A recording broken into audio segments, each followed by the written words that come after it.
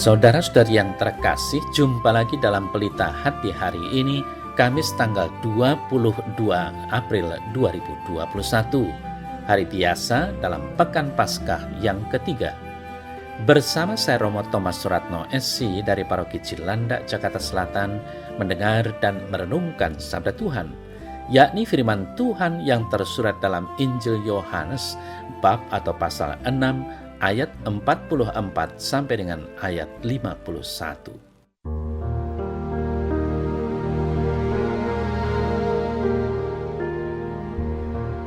Di rumah ibadat di Kapernaum, Yesus berkata kepada orang banyak, "Tidak ada seorang pun yang dapat datang kepada-Ku jikalau ia tidak ditarik oleh Bapa yang mengutus Aku, dan ia akan Kubangkitkan pada akhir zaman." Ada tertulis dalam kitab nabi-nabi, dan mereka semua akan diajar oleh Allah.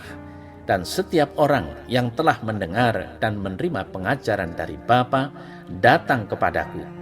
Hal itu tidak berarti bahwa ada orang yang telah melihat Bapa. Hanya Dia yang datang dari Allah, Dialah yang telah melihat Bapa. Aku berkata kepadamu, sesungguhnya barang siapa percaya, ia mempunyai hidup yang kekal. Akulah roti hidup. Nenek moyangmu telah makan mana di padang gurun, dan mereka telah mati. Inilah roti yang turun dari sorga. Barang siapa makan daripadanya, ia tidak akan mati.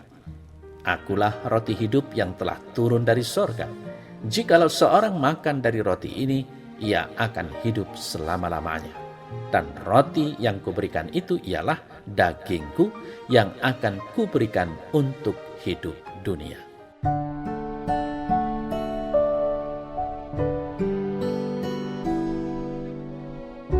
Saudara-saudari yang terkasih, panggilan dasar Kristiani berawal dari inisiatif Allah.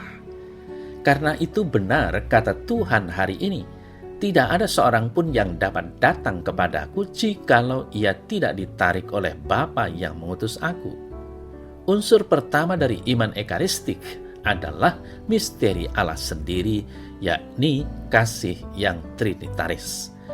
Dalam ekaristi, Yesus tidak memberi kita suatu barang, tetapi dirinya sendiri.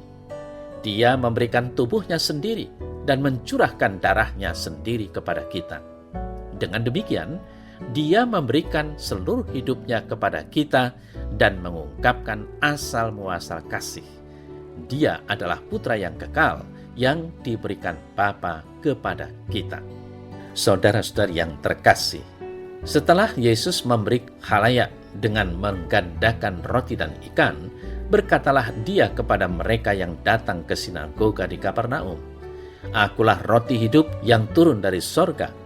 Sebagaimana Allah memberikan mana untuk orang Israel agar mereka bertahan dalam perjalanan menuju tanah terjanji, Allah pun menyediakan santapan rohani agar kita dapat sampai ke tanah terjanji yang sesungguhnya, yakni sorga." Saudara-saudari yang terkasih, santapan rohani itu adalah tubuh dan darah Tuhan yang kita terima setiap kali kita merayakan Ekaristi Kudus. Menerima Yesus sebagai roti dan hidup berarti hidup dalam dan menuju ke keselamatan. Hidup dalam keselamatan berarti hidup berkelimpahan. Menerima Yesus sebagai roti hidup juga berarti dengannya kita akan selalu diyakinkan dan menjadi pemenang yang sanggup bertahan menghadapi serangan si jahat iblis dengan gemerlapan duniawi. Yesus berfirman, "Tidak ada seorang pun yang dapat datang kepadaku jikalau ia tidak ditarik oleh Bapa yang mengutus Aku, dan ia akan Kubangkitkan pada akhir zaman." Nah, bagian yang mengatakan akan Kubangkitkan pada akhir zaman, Yohanes 6 ayat 44, bagian ini adalah perkataan Tuhan yang penting bagi kita. Tetapi hal yang sangat kontroversial adalah tidak ada seorang pun yang dapat datang kepadaku jikalau ia tidak ditarik oleh Bapa yang mengutus Aku. Saudara-saudari yang terkasih, betapa pentingnya kita mengerti dan menjawab bagian ini dengan tepat. Jawaban ini merupakan kebenaran yang memberi dampak yang besar sekali di dalam hidup kita sebagai anak-anak Tuhan. Bapa menarik semua orang, tetapi hanya sebagian orang yang datang kepada Kristus. Dengan kata lain, ketika Bapa menarik semua orang itu, hal itu tidak menjadikan mereka datang kepada Kristus, tetapi hanya memberikan kemungkinan bagi orang itu untuk datang kepada Kristus. Artinya, keputusan orang itulah yang menentukan apakah dia diselamatkan atau tidak. Saudara-saudari yang terkasih, pernyataan Yesus ini sungguh mengejutkan dan sekaligus menjadi sebuah tantangan. Roti berubah menjadi tubuhnya sendiri. Sungguhkah kita percaya bahwa roti itu benar-benar tubuhnya sendiri?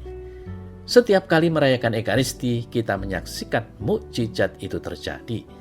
Roti dan anggur yang kita persembahkan bersama persembahan diri kita berubah menjadi tubuh dan darah Kristus berkat daya kuasa Roh Kudus. Sebagai orang Katolik, kita pantas bersyukur karena selalu diberi kesempatan untuk bisa bersatu dengan Yesus melalui Ekaristi. Maka, mari kita rayakan Ekaristi dengan penuh iman. Sebab di sanalah kita diundang oleh Tuhan untuk keselamatan kita dan umat manusia lainnya.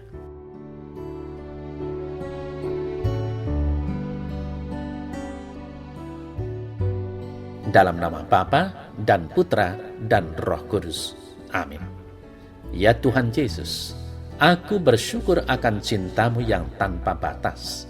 Lewat Ekaristi yang selalu aku terima, Engkau menyatakan dan mewujudkan kasih-Mu itu kepadaku. Engkau telah memberikan diri-Mu untuk keselamatanku. Maka berikanlah iman yang teguh, agar aku juga mampu mencintai sesama tanpa batas. Amin. Dalam nama Bapa dan Putra dan Roh Kudus. Amin.